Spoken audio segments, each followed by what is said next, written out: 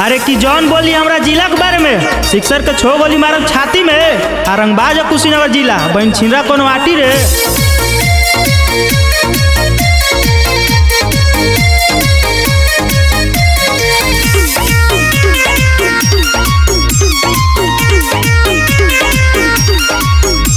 मारा जइबे रे काटा जइबे रे जब कुशीनगर में धरा जइबे रे। मारा जइबे रे काटा जइबे रे जब कुशीनगर में धरा जइबे रे।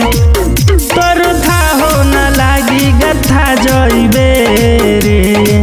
तोर था हो न लागी गथा जइबे रे कुशीनगर के लोडर से जता जइबे रे।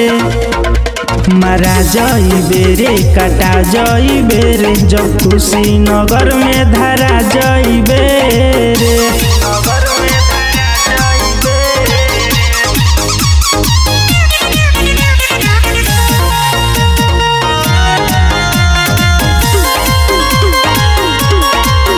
तोर गरमी सारा झारी धके कसे बाजार में महारी बानी पगरी देह बरगरी देखतानी कौन का कबारी। बदमाशी कइल ते भुला जइबे रे हेतिमपुर के नदी में फेंका जइबे रे।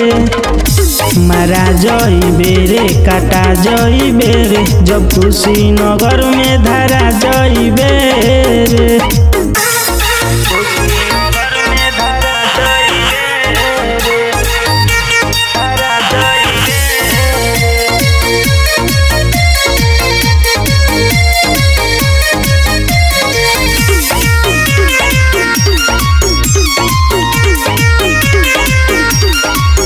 चले राइफल चले काटा तोरा सीना पर गोली माराई।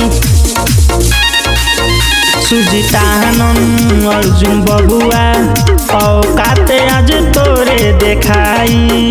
प्रेमी कुंदन विवेक से ते बच जइबे बाकी ब्रजेश बावाली से रेला जइबे रे।